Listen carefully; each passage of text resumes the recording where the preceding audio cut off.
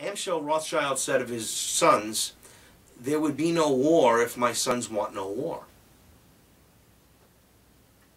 Or was it Nathanel? One of the Rothschild, I think it's Nathanel. Anyway, he said of his sons, which was current times, as far as current times, the last 100 years, before World War I, that if they wanted no war, there'd be no war. But we know what happened with the Bolsheviks. Now, the problem with this understanding is that there's so much information, you wonder why is it important that 30 major companies spend more lobbying on taxes. And I'm getting to this. I know it's taking a little longer than anticipated, but it's very important. Because what these globalists want, they get, so to speak. And in many cases, they do it right in front of your face.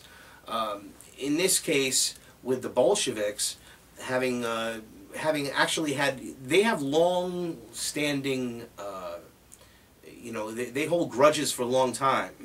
they plan in cycles of quarter centuries or half centuries or centuries. They don't think of life the way we think of life, year to year or even maybe decade to decade. Some of us might feel, but they think that way. They think in long term. They think past their own lives. They think past their own existence. And their progeny, which, by the way, is inbred. Okay, that's right, they're inbred, no different than the inbred people in West Virginia in Deliverance, okay? They marry their first cousins, it's gone on record. This is all true. Now, these companies, I'm going to get back to this now, the fact is that these 29 companies paid actually no taxes and even received tax rebates over a 3-year period from 2008 through 2010, ranging from $4 million for Corning to nearly $5 billion for General Electric. The total value of the rebates received from the government, our tax dollars, ladies and gentlemen, for these profiting corporations that are taking jobs away from Americans, okay, and stuffing their inferior, chink-made products, okay, on American consumers, these criminals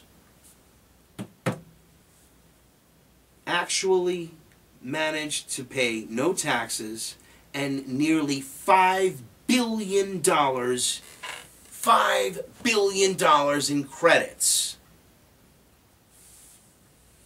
The total value of the rebates received was nearly $11 billion. Combined profits during the same period were $164 billion, and they paid no taxes.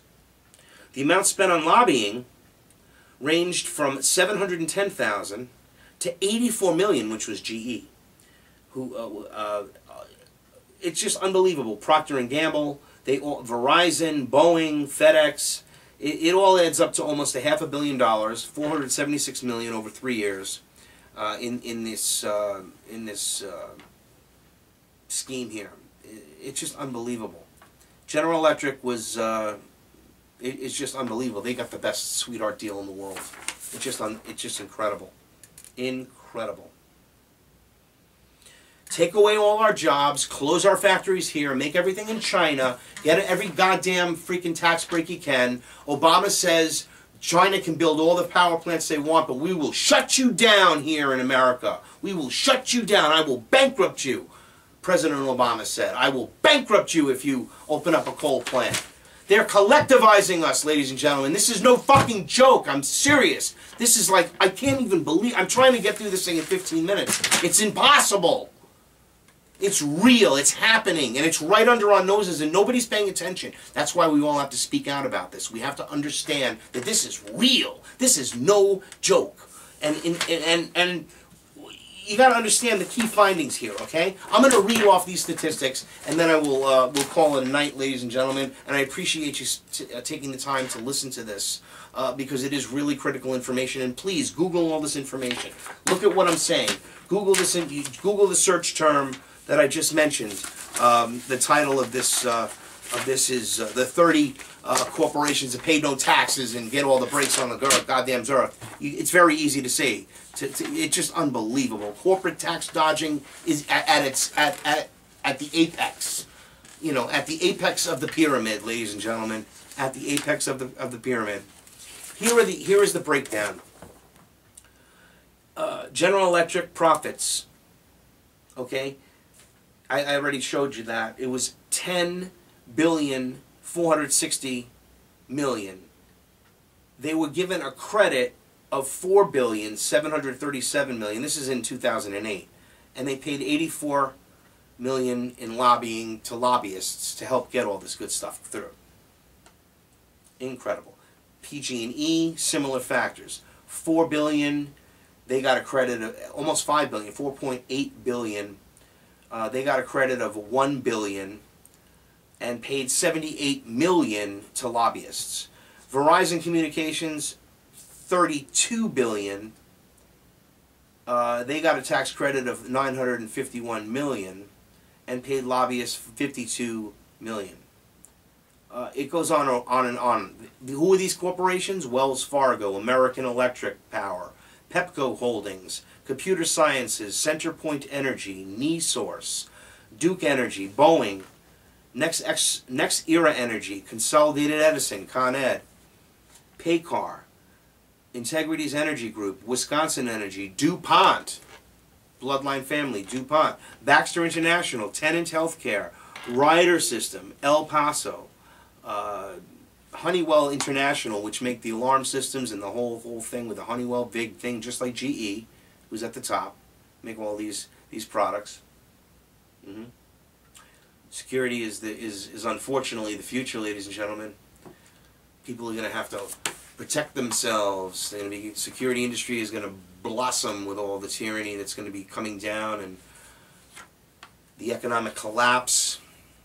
People are going to be pretty desperate, and they're going to be those that can afford it are going to be protecting their homes in similar fashion to those that are trying to maintain firearms or obtain firearms before more restrictions are put down on them. These are really difficult, troubled times, ladies and gentlemen. This is no joke.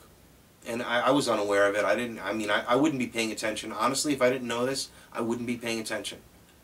But once I found out about what was going on and how things were moving and how quickly they moved since I woke up in 2007, or I started waking up watching films about this and things like that. But here's how it works. You're like, sort of like, you have this information and you're almost embarrassed because you don't want to be looked at.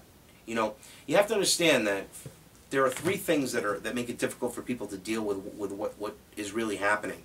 That once they realize that they've been deceived, they have to admit that they were deceived. You know, and that's like, you know, admitting. You know, people don't like to admit that they're wrong. You know, that their entire lives have been, you know, misunderstood, and they didn't realize so many things that were going on and how they were going on and what was happening. It's a different idea of you know, it's a totally different life, looking at life in a totally different viewpoint. Once you understand how it really is, and things that you used to do, you know, it's not that or see or experience are now seen through different eyes in a different light. And once you understand that, you understand that this is no joke. I mean, look how many rights we've lost since 9/11 in 10 years.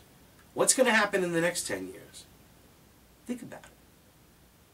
Look at how they use, in the name of security, take away our liberty and our rights to keep us safe. Putting in the telestreets now, they're going to have, you know, light poles that can talk to you and take pictures of you, and face recognition cameras, and X-raying vans that go through walls, and all this police state stuff, all this militarized stuff, LRADs to disperse crowds, all this insane stuff.